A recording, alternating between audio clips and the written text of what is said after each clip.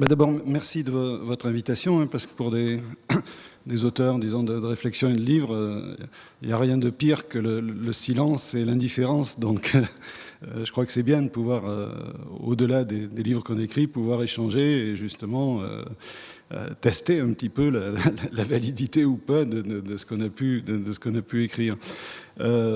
Petite précision peut-être effectivement sur ce que tu as évoqué sur l'Institut de recherche de la FSU. On a un institut de recherche un petit peu particulier, si vous voulez, c'est-à-dire qu'on essaye de croiser le regard et les analyses de chercheurs au sens institutionnel, au sens universitaire, mais également le regard de professionnels, au sens où on considère que c'est pas parce qu'on exerce une activité professionnelle qu'on ne réfléchit pas. Et donc, ça nous semble important d'avoir ce regard complémentaire. Et puis, le troisième volet, si je puis dire, hein, c'est le regard de syndicaliste. C'est-à-dire, c'est au travers de ce triptyque qu'on essaye d'élaborer des choses le mieux possible, hein, que l'on souhaite un petit peu original. Comme on le dit parfois en plaisantant un petit peu, on espère simplement qu'on ne cumule pas tous les défauts de l'universitaire qui serait uniquement dans les nuages, du syndicalisme qui est présenté parfois comme une espèce de braillard mais qui n'a pas réellement de proposition, et puis du professionnel qui est laborieusement dans son métier mais qui n'irait pas plus loin. Donc on espère on insiste plutôt sur l'aspect positif de ces trois vecteurs, disons, de la réflexion. Sur le sujet qui nous occupe aujourd'hui, effectivement, c'était évoqué tout à l'heure, c'est quelque chose qui ne date pas d'hier, et c'est quelque chose qui vraiment nous a préoccupés, je dirais pratiquement depuis une vingtaine d'années, et qui nous a préoccupés sous un angle y compris très pratique, qui était les réactions d'un certain nombre de collègues dans les trois secteurs de l'éducation, que ce soit le primaire, le secondaire ou le supérieur, qui était en quelque sorte une espèce de phénomène de sidération. Mais qu'est-ce qui nous arrive? Comment peut-on expliquer ces politiques à la fois d'attaque contre les services publics et en même temps qu'on nous demande d'en faire toujours plus, mieux, etc. Donc un sentiment des collègues qui était mais c'est pas logique tout ça. Si on nous enlève des moyens, il est bien évident qu'on ne pourra pas faire mieux. Et pourtant, commandé par des normes, y compris, ça a été évoqué, de l'Union européenne, il faudrait rendre l'éducation toujours plus performante, compétitive, etc. etc.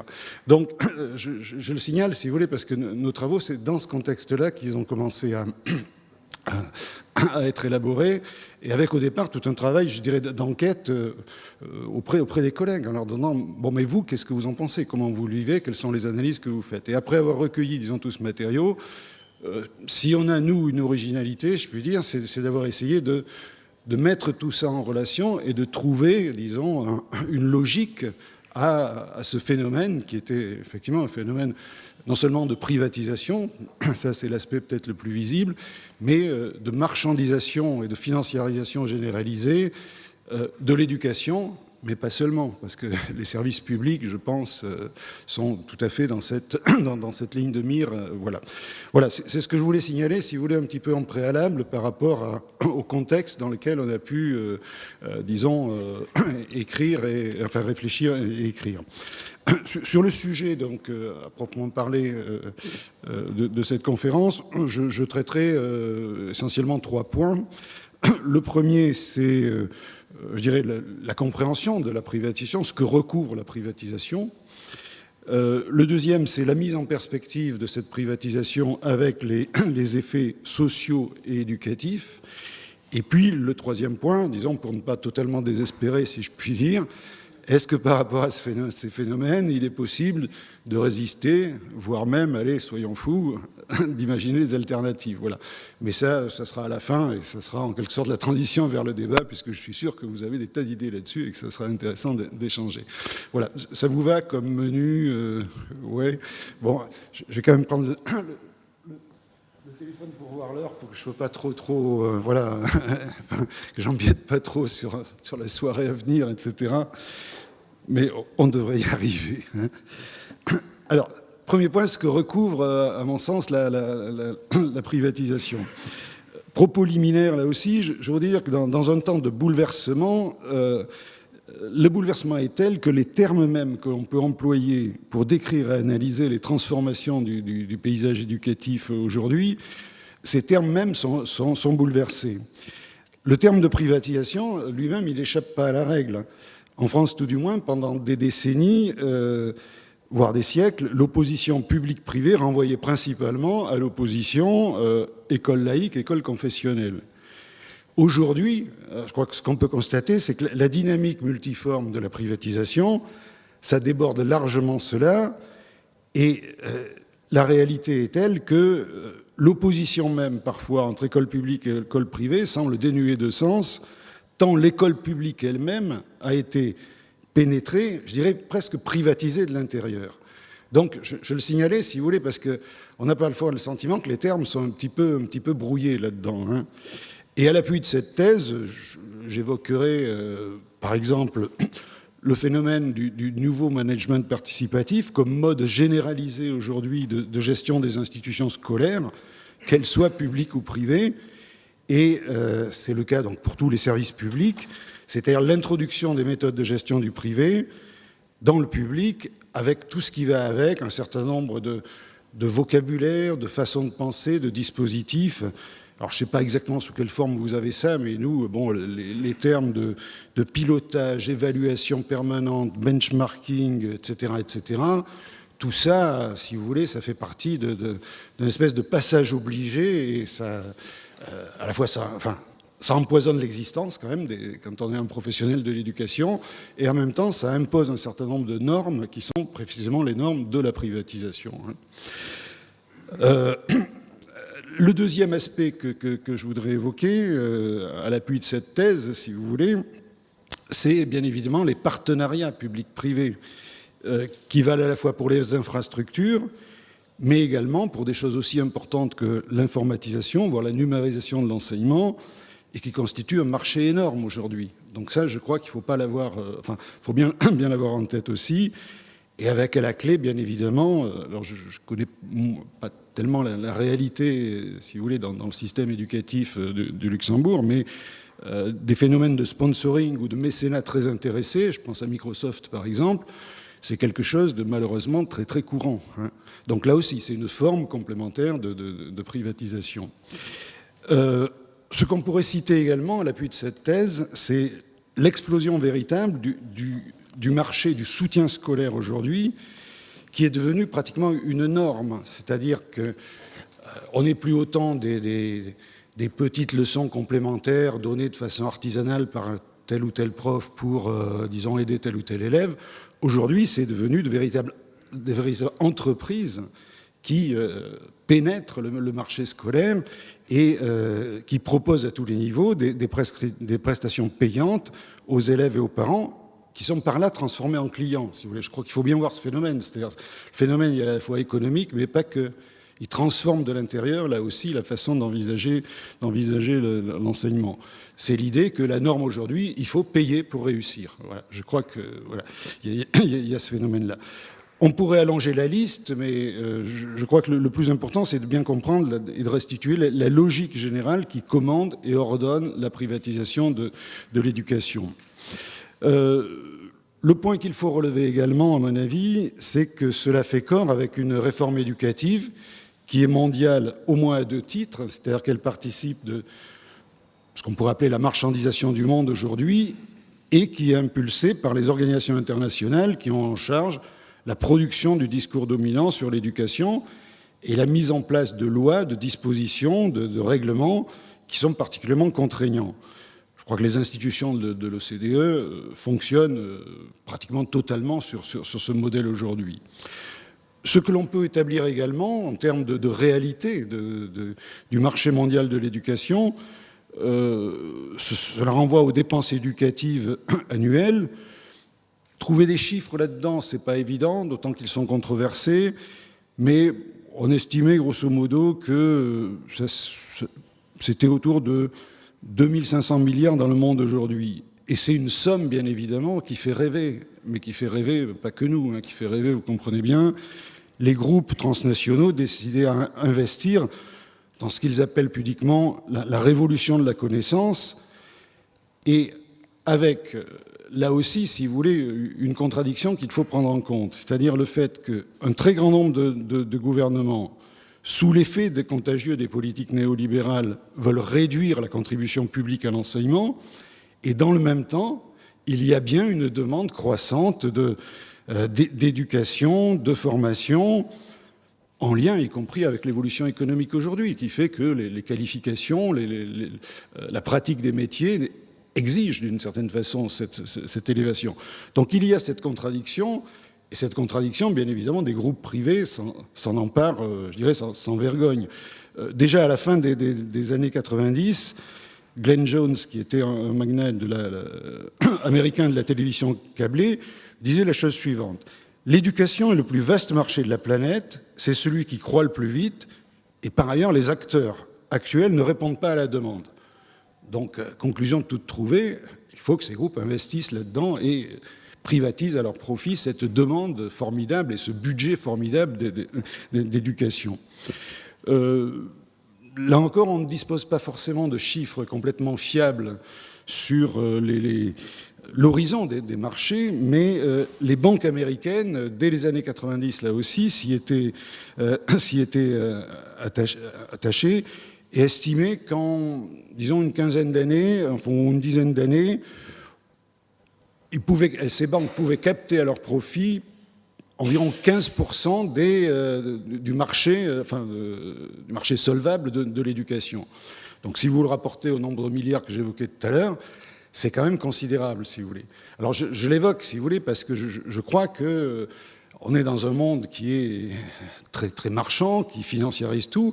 Et ça, je crois que c'est un des phénomènes quand même majeurs qui explique cet appétit pour, parfois suspect, qui parfois nous est présenté de manière très, très désintéressée. J'évoquais les mécènes tout à l'heure. Bon, en fait, non, il n'y a rien de désintéressé là-dedans. Il y a quelque chose de très intéressé, même si l'emballage est présenté d'une manière un petit peu différente.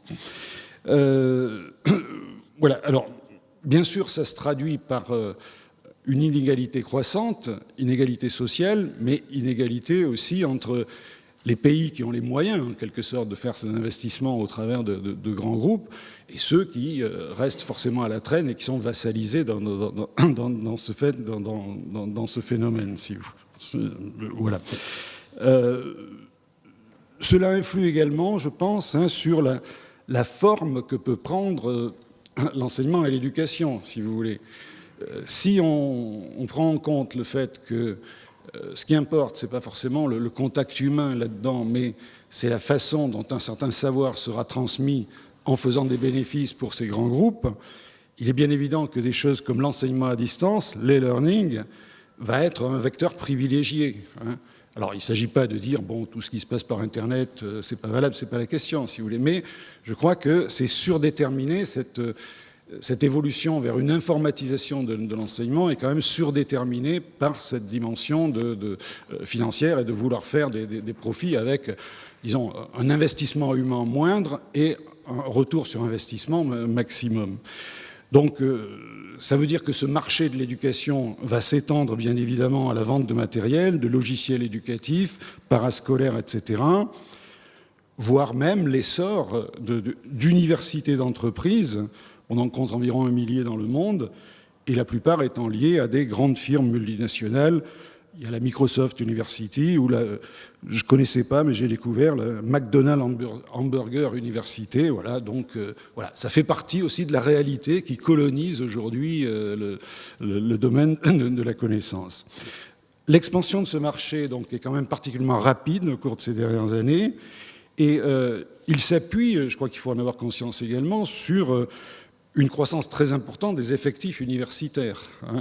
On est passé de 6 millions d'étudiants dans le monde environ autour des années 50 à plus de 150 millions aujourd'hui, et c'est un mouvement qui va sans doute aller croissant.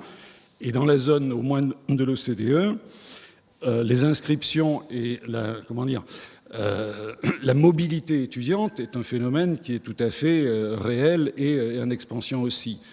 Et je crois que ça doit être pris en compte également dans l'évolution, avec une volonté dans ce cas-là de contrôler au profit de ces grandes firmes ou institutions internationales cette expansion et cette mobilité étudiante. Donc ça se traduit du côté de l'offre par la vente de services éducatifs qui sont souvent facturés à des prix élevés et qui deviennent, pour un certain nombre de pays, des sources de revenus, y compris non négligeables.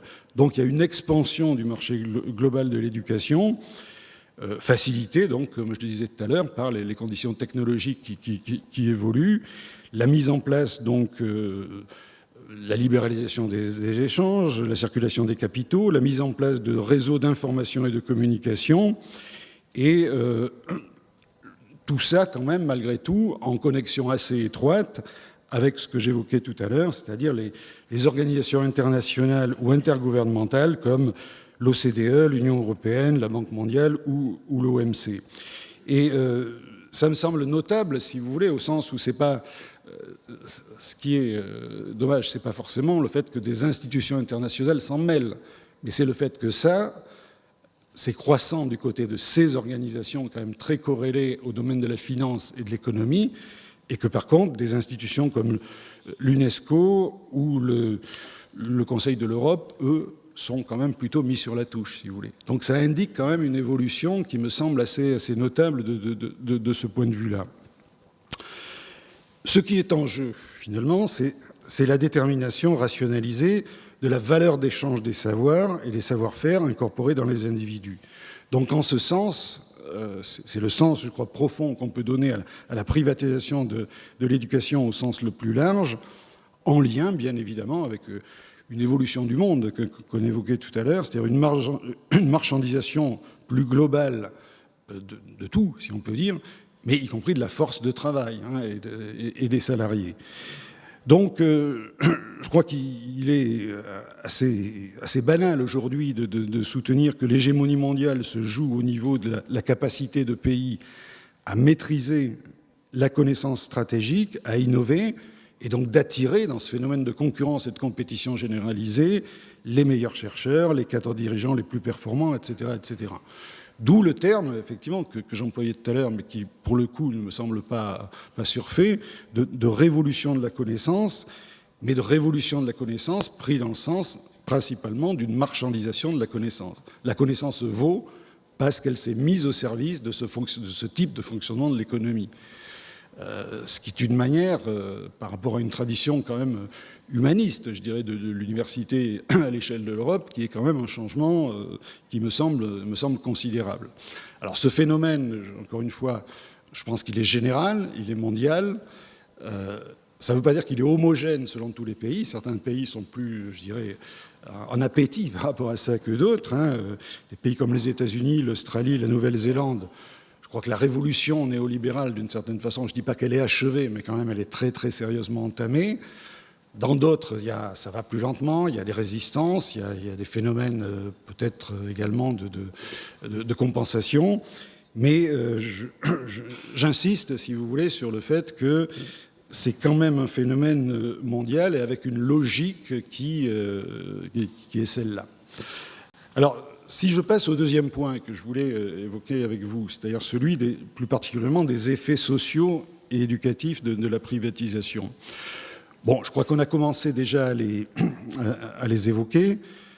Bien évidemment, il y a le renforcement des inégalités sociales et scolaires, puisque si on est dans un système dans lequel tout s'achète et tout se vend, y compris le phénomène quand même majeur que j'évoquais tout à l'heure du soutien scolaire, qui est pratiquement devenu une norme et une quasi-obligation, bien évidemment, les publics ne sont pas en situation d'égalité par rapport à ça. Mais il y a peut-être plus profondément ce que j'appellerais un phénomène de privatisation de son destin scolaire et social. Ce que je veux dire par là, si vous voulez, c'est que la privatisation devient une figure et un vecteur privilégié de production de l'école néolibérale, ou si l'on préfère, de ce qu'on a appelé dans un livre effectivement un peu ancien, qui est celui qui a été évoqué tout à l'heure, la nouvelle école capitaliste, qui est un changement fondamental. Fondamental au sens que l'école est mise au service de l'économie, mais plus encore, l'école est conçue comme une espèce de production de capital humain qui doit s'adapter avant tout au marché du travail. Alors, différence, si vous voulez, je l'évoque tout à l'heure, c'est un problème qui nous a été posé quand on a essayé de produire cette thèse sur l'école néolibérale ou la nouvelle école capitaliste. On a dit, oui, mais au fond, est-ce que l'école n'a pas toujours accompli cette fonction-là? D'une certaine façon, et ça je renvoie aux travaux de sociologues comme Bourdieu, l'école, de longue date, a eu une fonction de reproductrice qui permettait la reproduction de la société avec un certain nombre d'inégalités. Par contre, le phénomène nouveau, et c'est ce que j'ai essayé de montrer au travers des exemples un petit peu précédents, c'est que l'école ne fait pas actuellement simplement servir la société, qui est une société injuste, on le sait, mais elle est devenue elle-même, par ses mécanismes internes, intrinsèquement capitaliste, si vous voulez. Voilà. C'est-à-dire qu'il y a ce retournement. Elle ne fait pas que... Quand elle servait, malgré tout, elle développait des savoirs, des valeurs civiques, des valeurs aussi élémentaires que celles, la vérité et l'erreur, des choses comme ça. Aujourd'hui, on a le sentiment que cette nouvelle école capitaliste, au fond, ces valeurs-là, qu'elles soient civiques ou les valeurs de vérité et de fausseté, ça ne l'intéresse pas. Ce qui l'intéresse, c'est une école utilitariste, au sens il faut qu'elle serve directement la reproduction du capital. Pour le dire d'une autre façon, si vous voulez, bon là c'est une petite anecdote, mais quand tu as évoqué les divers livres qu'on a écrits, je l'évoquais avec toi tout à l'heure, bon, la nouvelle école capitaliste, ça avait fait un peu peur aux éditeurs. Ils avaient dit, mais là vous employez quand même un gros mot, hein, vous êtes sûr, vous ne voulez pas appeler, vous avez dit, si vous l'appeliez les nouvelles normes de l'école. On dit, oui, mais les nouvelles normes, on va être obligé de les qualifier, ces normes, donc ça reviendra au même. Donc l'éditeur, au départ, il nous avait dit, bon, mais dans ce cas-là, elle est d'accord, mais votre bouquin, il va être quand même très militant, très compliqué aussi, etc. À côté, est-ce que vous ne pourriez pas faire un petit livre? Et c'est dans ce cadre-là qu'on m'a proposé de faire ce petit lexique, les mots et mots de l'école, donc un petit lexique dit impertinent et critique. Donc j'avais une commande de faire en quelque sorte la nouvelle école capitaliste pour les nuls, si vous voulez. Voilà, c'était un peu ça. Donc on avait discuté le bout de gras, bon, voilà, et puis elle dit bon, d'accord. Donc le marché suivant qu'on avait passé, c'était, voilà, on prend 120 mots, enfin termes, qui sont représentatifs des réformes qui nous imposent aujourd'hui. Voilà. Et là, il m'a dit, non mais là d'accord, mais dans ce cas-là, vous faites quand même une définition objective hein, de ce que c'est, ces réformes, et après vous laissez libre cours à tout ce que vous voulez, hein, c'est-à-dire donc voilà la partie impertinente et critique. Et j'avais, bon, dans la façon de faire, j'en avais rajouté un petit peu, j'avais dit oui, mais à la fin, on pourrait par exemple, comme ça fait partie de la grande révolution aujourd'hui, y associer des indices. Donc il y avait un indice comment dire, de risque, de danger, en quelque sorte, hein, classé de 1 à 10, et puis un risque, il y avait également un indice de bureaucratisation, parce que ces réformes sont... Voilà. Donc c'est dans ce cadre-là, si vous voulez. Alors, je l'évoque parce que, voilà, dans le cadre de ce petit livre, j'avais proposé comment dire, une espèce de parabole de ce que pourrait être la transformation de l'école selon les normes nouvelles. Et en faisant un petit exercice d'imagination qui était le suivant, c'est-à-dire, imaginons ce qui se passerait si les évolutions qui nous sont proposées, voire imposées, elles étaient appliquées aux orchestres symphoniques. Voilà. Bon, pourquoi pas, hein, bon. Donc le premier truc à dire, c'est que les principes musicaux, mais aussi les compositions, l'usage des instruments, les prestations individuelles, la gestion de l'orchestre, il faudrait revoir tout ça, hein, parce que voilà, c'est quand même pas très moderne, je l'accorderai, et que, bon, en particulier, cette approche montrerait que il y a beaucoup de principes musicaux qui sont inaptes parce qu'ils ne peuvent pas être traduits en chiffres. Donc il faut essayer de trouver un moyen, voilà. Et puis quand même, ils sont très anciens, hein. Donc c'est pas moderne. Enfin voilà. Donc il faut trouver quelque chose.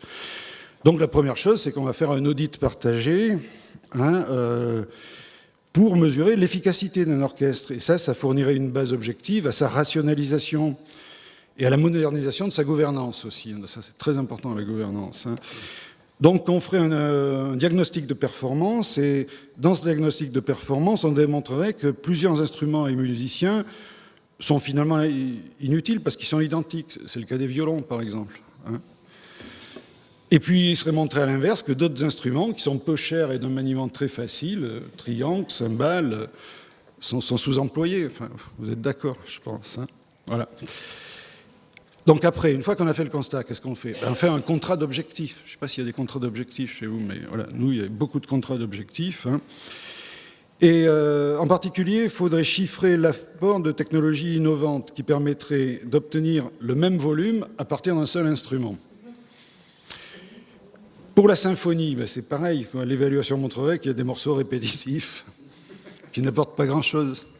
Voilà. Donc là, voilà, la voie à suivre, c'est de supprimer les redondances et réduire, mais sans préjudice pour les clients, surtout, et sans préjudice pour la qualité du produit, de réduire le temps du concert. Et puis après, il y a l'évaluation, bien évidemment. L'évaluation montrerait que l'avantage d'un pilotage de l'orchestre par téléconférence, c'est-à-dire un seul chef d'orchestre, mais un chef d'orchestre d'excellence, ça c'est très important. Chef d'orchestre d'excellence, porteur de bonnes pratiques, pourrait diriger plusieurs orchestres à la fois. Voilà. Là-dessus, l'horizon, c'est quoi? C'est un palmarès international, mais fondé cette fois-ci sur des critères objectifs, tels que le degré, par exemple, de satisfaction des clients et le taux de remplissage de la salle. Voilà, ça, c'est des critères objectifs, quand même. Ça peut être chiffré. L'implication de chacun dans la bonne gouvernance et la compétitivité de l'orchestre serait pris en compte. Et à partir de ça, donc, ça serait attesté par un palmarès et un rang de classement. Ça donnerait lieu à une notation de chacun de la part du régisseur. Et ça serait corrélé, bien évidemment, à la rémunération et à la progression de carrière. Voilà. Alors, voilà, ce petit exercice, je m'y étais livré dans ce petit bouquin, donc Mots et mots de l'école, petit lexique impertinent, voilà, et critique. Mais au fond, voilà, la question, c'est est-ce que, d'une certaine façon, c'est pas ça qui est en train de se passer pour l'école, au sens large? On dirait non, pas complètement, vous exagérez, mais quoique, voilà. Donc je laisse à votre appréciation l'aspect exagération ou pas, d'autant que quand on faisait la remarque, non mais de toute façon tout ça c'est de la musique. Ah oui, c'est de la musique, mais enfin c'est pas exactement la même chose, quoi. Voilà. Donc voilà. Donc c'est cela que je voulais pointer, si vous voulez, sur un mode un petit peu humoristique. Si on revient à des choses plus sérieuses, c'est sérieux aussi, mais aujourd'hui, donc j'indiquais quand même les repères historiques, je disais que ça date pas d'hier, on peut le faire remonter effectivement à la fameuse définition de la stratégie de Lisbonne en 2000, faire de l'Europe l'économie de la connaissance la plus compétitive du monde. Et de ce point de vue-là, je crois que rien n'a tellement changé de ce point de vue-là, y compris la crise de 2008 n'a pas changé les objectifs, sauf à contraindre peut-être un petit peu plus les finances publiques.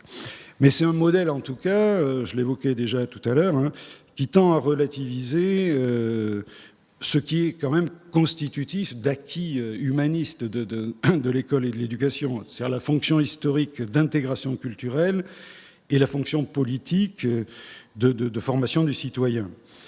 Donc c'est une espèce de revanche du rôle économique de l'école avec ce concept qui est relativement central, je crois, pour un certain nombre de théoriciens de cette école, du capital humain, si vous voulez.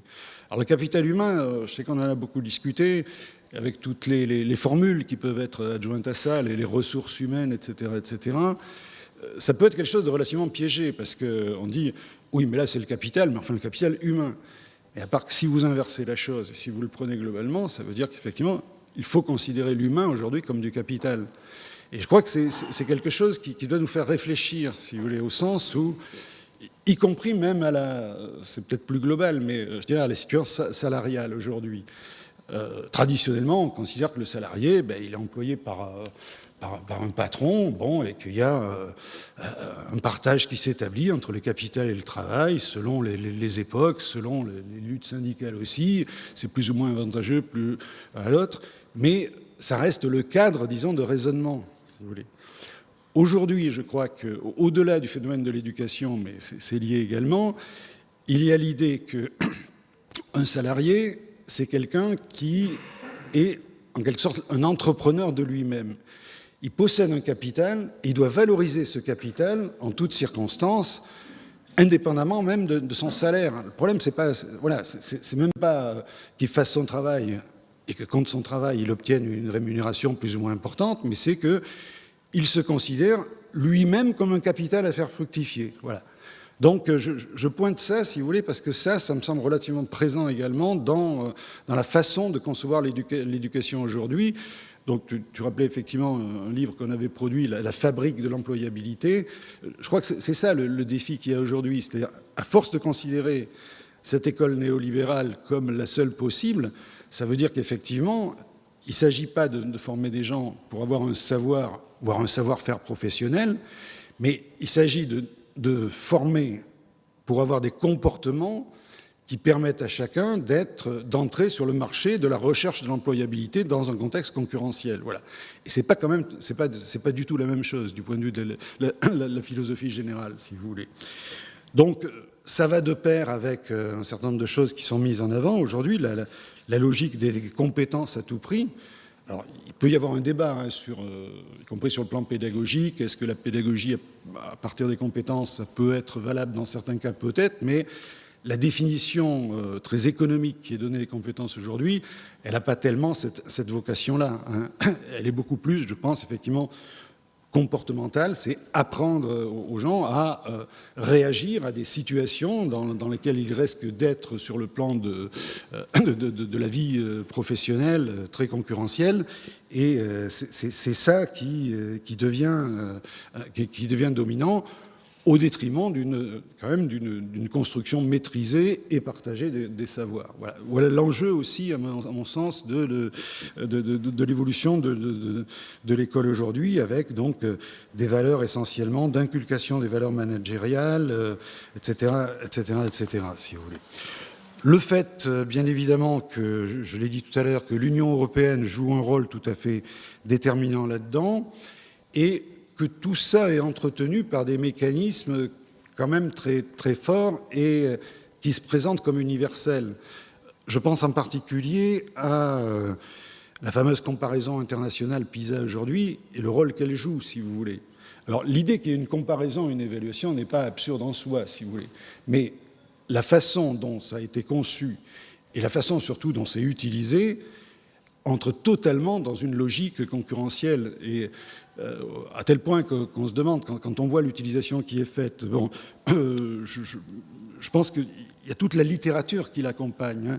On recensait plus de 300, sur Google, 300 000 textes et articles qui parlent de l'évaluation et surtout comment progresser dans le classement PISA, si vous voulez. Donc là, il y a quelque chose, si vous voulez, d'un petit peu fou, si vous voulez. C'est-à-dire qu'on ne cherche pas forcément à améliorer le système dans son ensemble, on cherche à gagner des points par rapport aux voisins et faire mieux sur ce plan-là. Mais par ailleurs, nous, je sais qu'à l'Institut de recherche, on avait au départ quand même assez longuement interrogé les concepteurs, qui n'avaient pas forcément une mauvaise idée au départ, hein. Mais ils nous avaient dit très sincèrement, on peut vous le dire, on ne sait pas ce qu'on mesure. Ce n'est pas des savoirs, ce n'est pas des compétences, c'est un mélange des deux. Étant donné que c'est une comparaison internationale, on est obligé de mixer des choses qui n'ont rien à voir d'un pays sur l'autre. Donc très honnêtement, on a fait ça, on a bricolé, mais on ne sait pas ce qu'on mesure. Voilà. Donc il y avait cette espèce d'aveu d'un côté, et de l'autre, l'utilisation qui en est faite, c'est-à-dire PISA, bon, en gros, ça a réponse à tout, hein, c'est-à-dire voilà, comment rendre les enseignants plus performants, les élèves meilleurs à tout point de vue, etc. etc. Alors je l'évoque, si vous voulez, parce que je crois que ça fait partie quand même de ce phénomène de mise en concurrence généralisée des systèmes à tous les niveaux, parce que c'est utilisé bien évidemment pour dire, voyez, hein, il faut faire mieux que le voisin, il faut, bon, vous avez moins de moyens, mais ça fait rien, on peut faire toujours mieux de cette façon. Donc je crois qu'on est là pour mesurer donc l'ampleur de la transformation, et d'où la question qui est celle que je me propose, si vous voulez, en conclusion, d'aborder avec vous, qui est le troisième volet. Bon, ben, est-ce que tout ça, c'est bien malheureux, mais c'est comme ça, et puis on n'y peut rien, et puis c'est la vie, hein. Ou bien est-ce qu'il y a des possibilités à la fois de résistance, voire même, bon, pourquoi pas, de commencer à imaginer des alternatives. Ce que je voudrais souligner par rapport à cette dimension-là, c'est que je crois que tout projet éducatif cohérent est en même temps lié, qu'on le veuille ou non, à un projet de société. Ce que j'ai évoqué là, si vous voulez, c'est pas purement éducatif, c'est bien évidemment lié à une conception de l'évolution de la société. La privatisation du système éducatif scolaire et extrascolaire, ça s'inscrit donc dans ce processus de marchandisation des savoirs et de soumission des savoirs aux exigences économiques, si vous voulez.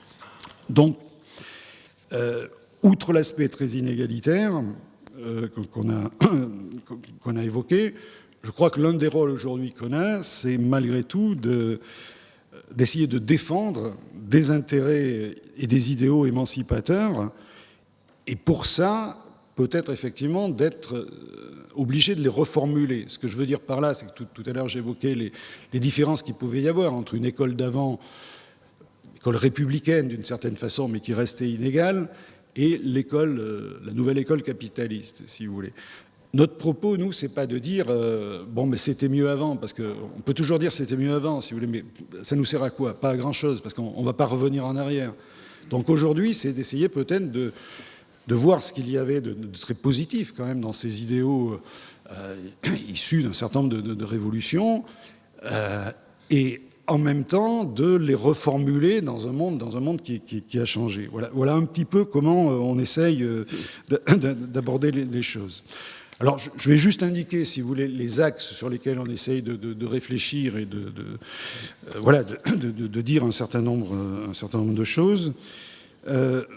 Premier postulat, parce que je crois qu'il faut le dire comme ça, hein, si vous voulez, on n'est jamais sûr de soi, mais bon, on avance des choses et puis on essaye de les mettre en œuvre et on voit ce que ça donne.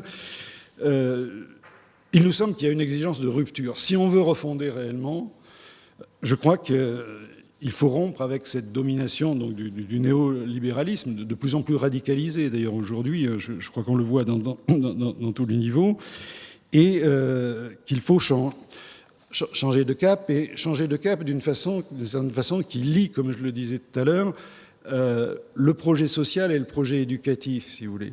Alors je le dis, si vous voulez, parce que je ne sais pas si ces éléments font écho à des choses qui ont été discutées chez vous, mais pendant toute une période, nous, je sais qu'on a eu tout un débat sur les pédagogues et ceux qui valorisaient quand même la transmission du savoir, et avec des espèces de fausses oppositions, qui fait qu'on restait dans un cadre de l'école, mais on n'avançait pas réellement, parce qu'à la fois, il y a ceux qui nous disaient « oui, mais si vous voulez vraiment faire progresser les choses, il faut transformer votre pédagogie », et ceux qui disaient « oui, mais si vous transformez la pédagogie, ça veut dire que vous allez abandonner la transmission des savoirs quand même complexes, etc. » Et on se trouvait dans une espèce de querelle des anciens et des modernes qui ne faisait pas avancer grand-chose. Donc, nous, on insiste sur l'aspect d'essayer de penser un projet à la fois éducatif et social en même temps. Hein. Alors, ça veut dire rompre, effectivement, avec la subordination à l'économie, je l'évoquais tout à l'heure. Je crois que ça, c'est fondamental, hein, parce que si on est dans une école uniquement utilitariste et qui s'aligne sur le fonctionnement de l'économie aujourd'hui, bon, ben, voilà, il n'y a plus grand-chose à faire dans ce cas-là. Donc, cette ligne de résistance, mais par rapport à des choses assez élémentaires, y compris, je l'évoquais tout à l'heure, la fonction, comment dire, civique, par exemple. Moi, je suis frappé par le fait que si on suit les prescriptions qui ont cours dans le monde du travail, on devrait enseigner aux élèves d'être profondément immoraux. Hein. Je ne sais pas si vous avez lu ce roman qui s'appelait Le Couperet, d'un auteur américain. Et le Couperet, alors il expliquait la situation suivante. Il expliquait donc que c'était un cadre de l'industrie dans la papeterie et que, un jour, il avait été mis au chômage, si vous voulez. Bon, mais il est mis au chômage, voilà, il cherche, mais il ne trouve pas, etc. Puis il lui vient à une idée un petit peu, quand même, voilà, enfin une idée, voilà. Il dit, je vais me renseigner sur les principales entreprises qui embauchent, je vais essayer de savoir qui postule pour ces emplois, et puis je vais les liquider, mais les liquider physiquement. Et c'est ce qu'il fait. Et si vous voulez, c'est comme ça qu'il arrive à se... Et c'est un roman qui est assez extraordinaire, si vous voulez, au sens où lui, il pousse jusqu'au bout le truc. Trouver un emploi, c'est faire jouer la concurrence. Mais à un moment donné, les valeurs morales, non, vous les abolissez. Alors je l'évoque, si vous voulez, pour pousser jusqu'au bout ce que serait l'école utilitariste absolument capitaliste. Ce serait une école, au fond, voilà, qu'a à faire la morale civique dans ce type de choses. Rien du tout, voilà. Autre chose, les valeurs élémentaires, je dirais, de vérité et de fausseté. C'est pareil, si vous voulez. Si l'école est uniquement utilitariste, il y a ce qui doit servir et qui va être utile pour des employeurs, mais le reste, la vérité ou la fausseté, ou le sens esthétique de la littérature, etc., on n'a rien à faire. Là, c'est pareil, je voulais une petite anecdote, moi, sur la fin de ma vie professionnelle. J'étais conseiller d'orientation, et puis, notre hiérarchie avait découvert quand même que pour informer les élèves pour les métiers, il n'y avait rien de tel que les branches professionnelles, quand même. Hein, voilà. Et ces branches professionnelles, c'est extraordinaire, parce qu'elles avaient du fric, effectivement, et elles avaient produit des logiciels pédagogiques, paraît-il, extraordinaires pour connaître les métiers. Donc, mon chef me dit, il y a un salon des logiciels, il faut que vous y alliez. Alors je dis, oui, pourquoi pas, quoi, mais je voudrais bien les connaître quand même. Ah bon, vous voulez connaître avant, quand même? Oui, je dis oui. Il va y avoir les élèves, il va y avoir ces logiciels qui vont être présentés. Ah bon, il soupire un peu, puis il me les envoie quand même. Voilà. Donc je regarde, et il y avait des éléments qui étaient factuellement faux. Pas seulement de la propagande, si vous voulez, que telle ou telle branche professionnelle dise c'est merveilleux chez nous, ok. Mais ça portait sur les qualifications dans le domaine du bâtiment. Et dans le domaine du bâtiment, dans ce document merveilleux, on découvrait qu'il y avait énormément de techniciens, d'ingénieurs, etc. Alors, je ne sais pas si... Peut-être qu'au Luxembourg, c'est différent en France, mais bon, moi, je voyais surtout quand même des emplois relativement peu qualifiés, etc., etc. Donc, j'ai dit à mon chef, chef, c'est embêtant, quoi, ça, quand même. Il dit, oui, mais vous comprenez, il s'agit d'attirer des élèves vers ça. Et ça avait fait tilt, si vous voulez. Moi, je me suis dit, mais dans ce cas-là, ça veut dire quoi? Ça veut dire que là aussi, à l'école, on apprend qu'il y a des choses vraies, des choses fausses. Et bien là, non. Voilà. Alors je m'en suis sorti en lui disant, écoutez, je vais y aller, mais ce qu'il y a, c'est que je vais être obligé de le dire quand même au monsieur qui va présenter ça. Alors il m'a dit, allez, restez chez vous, ça va bien. Voilà. Donc voilà. Donc, pas conduite de résistance, là, en l'occurrence, conduite d'évitation. On fait comme on peut, on se débrouille comme on peut, si vous voulez. Mais voilà ce que je veux dire, si vous voulez, quand je veux dire résister quand même à la subordination, à l'économie. Alors, ça, c'est une forme anecdotique, si vous voulez. Ça veut dire quand même se défaire autant qu'on peut, et dans le cadre des pratiques professionnelles, j'y crois, moi, se défaire de tous ces dispositifs normatifs, si vous voulez, qui existent aujourd'hui, la surévaluation de tout, de n'importe quoi. Moi, je sais que pareil, dans la fin de ma vie professionnelle, à la limite, je passais plus de temps à rendre compte de ce que j'avais fait pour être évalué que dans le face-à-face avec les élèves. Bon, moi, mon boulot, conseiller d'orientation, c'était de rencontrer des élèves, les avoir en entretien pour leur orientation. Moi, ça me passionnait, ce genre de choses. Mais là, pratiquement la moitié du temps, il fallait faire des petites croix, des trucs, des machins, voilà. Donc, ces dispositifs normatifs, si vous voulez, je crois que c'est pareil. Bon, ça empoisonne le métier. Je pense que là encore, il y a quelque chose à faire, d'autant que c'est piégé aussi. Hein, les pratiques dites de benchmarking, par exemple, c'est-à-dire faire mieux que le voisin avec moins. Mais le mécanisme, alors je ne sais pas si vous c'est pareil, mais nous c'était connu d'avance. C'est-à-dire, en gros, dans un établissement, on disait, voilà, il y a un dispositif expérimental, c'est bien, vous allez faire des choses. Et en gros, on arrivait à la fin de l'année en disant, quand même, c'est bien, vous avez réussi à faire ça. Et la conclusion, c'était, l'an prochain, avec moins de moyens, vous devez y arriver encore mieux, quoi, voilà. Donc ça va, quoi. Enfin, si vous voulez, je crois que ça, et je crois que ça fait partie assez profondément des choses qui révoltent un certain nombre d'enseignants aujourd'hui, qu'on a cette exigence donc de se défaire des dispositifs normatifs. Et puis peut-être là aussi d'apprendre à parler avec d'autres mots, si vous voulez. Il y a un certain nombre de mots qui nous ont été volés ou qui ont été, comment dire, travestis ou détournés. Bon, je pense à un concept, par exemple, le concept d'autonomie aujourd'hui. Aider les élèves à gagner une autonomie, c'est très bien. Mais quand l'autonomie, synonyme d'autonomie, ça devient débrouillardise et puis comme ça écraser le voisin, il n'y aura pas de problème. Bon, mais là, ça devient un problème, si vous voulez. Alors je le dis là aussi, c'est une petite anecdote, si vous voulez, mais moi j'avais été frappé par une présentation d'une grande école de commerce qui présentait ça, parmi les atouts. Alors il y avait bien sûr le réseau formidable d'employeurs qu'ils avaient, etc. Mais le deuxième argument, c'était « et nous, on applique les méthodes freinées », si vous voulez. Alors, pour qui connaît... C'est formidable, cette récupération de rendre les gens autonomes, mais rendre autonomes dans une optique bien précise, c'est-à-dire celle de mieux se débrouiller le possible dans la méthode du commerce. Ça, c'est pareil, si vous voulez. Donc, je dis, il y a un certain nombre de termes, de mots, de néologismes. Enfin, je ne sais pas, moi, j'avais été frappé, je suis frappé aussi par le nombre d'acronymes, de néologismes, d'emprunts au vocabulaire anglo-saxon, etc., qui parcourent la pédagogie aujourd'hui, qui n'a pas forcément de raison d'être, si vous voulez. Donc je crois qu'il y a une façon d'essayer de résister en s'appropriant, enfin résistant du point de vue de la façon de dire. Bon, ça peut aller, y compris dans des... Moi, je me rappelle effectivement de lieux où on nous transmettait la bonne parole et où, bon... On joue, enfin moi je m'arrivais de jouer un peu le brave soldat de Schweik, vous savez, celui qui, là chef, je comprends pas ce que vous voulez dire, vous pouvez pas me réexpliquer, puis ben non, mais j'ai toujours pas compris. Bon, ça les rend un peu fous, si vous voulez. Voilà, mais alors bon, ça peut sembler limite, mais je crois que ce travail-là de résistance, il faut le faire. Et puis peut-être d'une manière plus progressiste, hein, essayer d'avoir un espace autonome et collectif d'élaboration et d'échange professionnel, si vous voulez. C'est le sociologue, enfin psychosociologue Yves Clos qui disait dans un métier, il n'y a rien de pire que quand on ne s'engueule pas sur le plan de la pratique professionnelle.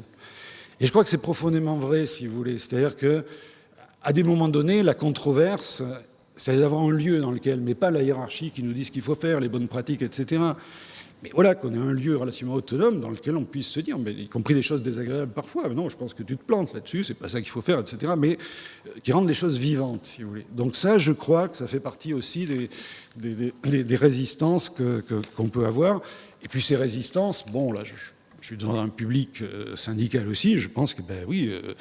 elles sont aussi au creux des luttes qu'on peut mener, même modestes, mais dans lesquelles, voilà, c'est là-dedans aussi que peuvent parfois s'inventer de nouvelles façons de voir et de nouvelles pratiques.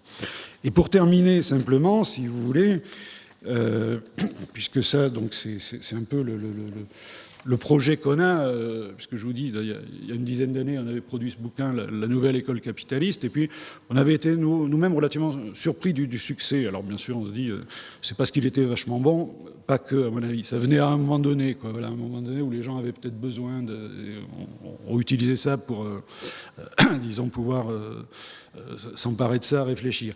Mais très souvent, ce qu'on a eu comme élément de dialogue, c'est « Ok, vous critiquez, mais qu'est-ce que vous proposez ?»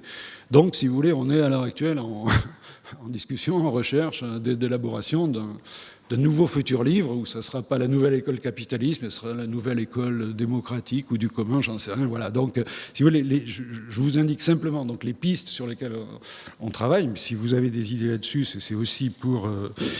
voilà, donc... donc en gros, il y a quatre grands champs qu'à notre avis il faut investir et sur lesquels il faut essayer de réfléchir. Le premier, correspond à qui doit-on apprendre et comme enjeu de démocratisation sociale et scolaire. Donc il y a un enjeu aujourd'hui, contrairement à ce qui nous est dit, non pas de compétitivité à outrance du système éducatif, mais de démocratisation de l'école, d'extension de la gratuité aussi, face à ce phénomène de privatisation, de financiarisation, d'extension de la gratuité dans tous les domaines, parce que l'école, ben, malheureusement, elle est, au travers de ce phénomène, en particulier du soutien scolaire payant, elle est de moins en moins gratuite, quoi. Donc, cette extension, et l'idée, donc, qui nous tient à cœur, qu'il n'y a pas de transformation progressiste de l'école sans réduction drastique des inégalités sociales et scolaires, et plus encore, donc, sans production des conditions de l'égalité et sans reprise, finalement, de ce qu'on avait connu jusque, finalement, au milieu des années 80. C'est-à-dire, en gros, un mouvement d'expansion de l'accès du savoir pour tous. Voilà. Donc ça, c'est le premier aspect. Penser ensemble, démocratisation de l'école, réduction des inégalités scolaires et sociales, extension de la gratuité. Pour répondre à la question, bon, voilà, à qui doit-on apprendre? Deuxième question, que faut-il apprendre? Puisque ça, c'est un élément constitutif également. Je pense que cette culture à la fois morcelée et très utilitariste, qui est celle de l'école néolibérale, elle doit être combattue au nom de la réinvention d'une culture commune. C'est-à-dire d'une culture commune qui à la fois fait le lien entre tous les aspects de la culture, et ça, de ce point de vue-là, il y a à la fois une culture, je dirais, théorique, mais professionnelle, pratique, etc., populaire y compris. Donc tous ces aspects méritent, à notre avis, d'être repensés au sein donc, de la réinvention d'une nouvelle culture commune, avec vraisemblablement une reformulation des contenus et des articulations, avec en particulier ce qu'on pourrait appeler des savoirs émancipateurs. Ce que je veux dire par là, c'est que tous les savoirs, par définition, s'ils sont poussés, ils peuvent être émancipateurs. Mais certains, peut-être, mériteraient d'être, peut-être davantage mis en valeur. Je pense à quelque chose, enfin, je ne sais pas, je connais mal votre système éducatif, si vous voulez, mais je suis frappé par le fait que l'enseignement du droit, par exemple, et au hasard du droit du travail, par exemple, il est très peu présent dans la culture universitaire, et dans la culture même secondaire. Est-ce que ça ne mériterait pas d'avoir un éclairage là-dessus? Les éclairages, y compris sociologiques, voire de connaissance des institutions politiques et de leur fonctionnement. Voilà ce que je veux dire, si vous voulez, par l'introduction de savoir émancipateur. Et puis, en tant que syndicaliste, on est héritier d'une histoire aussi, d'une histoire du mouvement social. Bon, cette histoire du mouvement social, qui est celle des luttes, mais aussi des divers théoriciens qu'il y a pu y avoir, des divers courants, je pense qu'elle mériterait d'être plus présente aussi. Donc ça, c'est le volet que peut-on apprendre et que doit-on apprendre, nouvelle culture commune. Troisième axe, comment apprendre? Puisque comment apprendre, c'est un enjeu pédagogique et qui peut être également émancipateur. C'est-à-dire que je crois que la façon d'apprendre n'est pas neutre, si vous voulez. Et de ce point de vue-là, je crois qu'il faut se tenir à la fois à égale distance d'une pédagogie qui aujourd'hui est très centrée sur la compétition. Le modèle, l'impression qu'on a, alors encore une fois, je connais mal votre système éducatif, mais nous, l'impression qu'on a, c'est que le modèle pédagogique, c'est le modèle dominant, c'est le modèle de l'entraîneur sportif, le coach, voilà. C'est-à-dire, voilà, soyez performants avec vos élèves, entraînez-les. Bon, je crois que ce modèle ultra compétitif n'est pas celui qui convient et qu'il faut repenser de ce point de vue-là. Bon, j'évoquais les pédagogies freinées tout à l'heure. Je crois que moi, je me reconnais tout à fait dans ce courant et dans cet élan, si vous voulez. Mais le repenser comme une pédagogie de la coopération aujourd'hui qui mériterait, là encore, d'être repris et remis en chantier. Et puis, dernier aspect, pour boucler, c'est dans une visée démocratique, avec qui et comment pourrait-on gouverner l'école aujourd'hui? Et avec deux contre-modèles, en quelque sorte, c'est-à-dire ce fonctionnement de l'institution scolaire, je pense que ça ne doit pas être ce qu'on voit pointer aujourd'hui, c'est-à-dire l'école de marché, finalement, mais ça ne peut pas être, enfin ça on peut en débattre, si vous voulez, mais ça ne peut pas être, à mon avis, le retour pur et simple à l'école administrée d'avant, si vous voulez, et quand même souvent très, très bureaucratique, avec toute une hiérarchie administrative. Alors vous allez dire, je suis contre les chefs. Bon, peut-être, mais c'est pas que ça, si vous voulez. C'est quand même le fait que... est-ce qu'on pourrait concevoir, je vais peut-être dire un gros mot, si vous voulez, mais davantage d'autogestion dans l'école, y compris dans l'institution scolaire. Voilà. Donc voilà un petit peu la cohérence qu'on essaye de donner. Encore une fois, ce sont des pistes, on n'a pas de projet achevé de ce point de vue-là, mais ça me semblait important de le pointer pour pas complètement, disons, désespérer l'auditoire. Voilà.